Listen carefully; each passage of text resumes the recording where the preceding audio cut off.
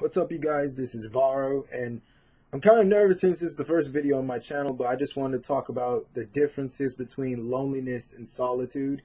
And I think the biggest difference is with loneliness, you feel forcefully by yourself. Like, you feel isolated from everyone else. You feel like you're on this island.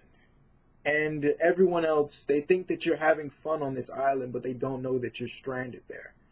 And you feel cut off from everything and everyone. And with being alone, it can work in a lot of ways. You can have hundreds of friends, and you can be surrounded by people that are family and best friends and stuff like that. You can still feel lonely. Or you can be absolutely by yourself and feel alone. And you can feel like there's like this pit of despair. And I think with solitude is being happy in your own company. It's being able to enjoy your own presence and being able to be at peace with yourself.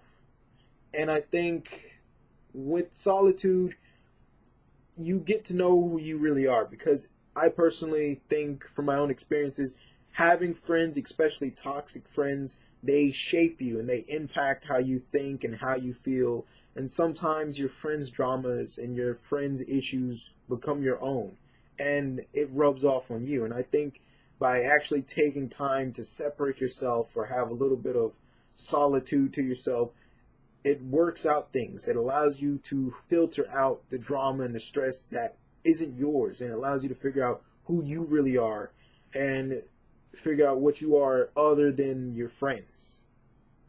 And I think with loneliness, it's toxic, because with loneliness, sometimes when you feel like you're stranded and you're forcefully isolated from things, you feel the need to reach out for any floating object, for anything that's drifting nearby, because you think that anything is perfect. You think that anything is able to save you.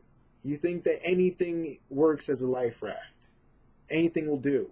And I think with loneliness, it's toxic, because sometimes when you're lonely, you're willing to attach yourself to these toxic people, even though you know that they're no good for you, even though you know that these people will hurt you. You stay by them because they're your life raft. They can get you out of this pit of loneliness. They can get you out of this deep stranded feeling or isolation that you feel. And so no matter how much they hurt you, no matter how toxic they are to you, you're willing to stay there. And I think my only advice for that is to don't rush to be friends with somebody. Don't rush to just find anybody just to make yourself feel loved. You need to love yourself first. You need to take time out to get to know yourself, get to know your own interests, your own dislikes, get to know who you really are. And take the time out to actually do that. Take the time out to get to know yourself like you would a friend.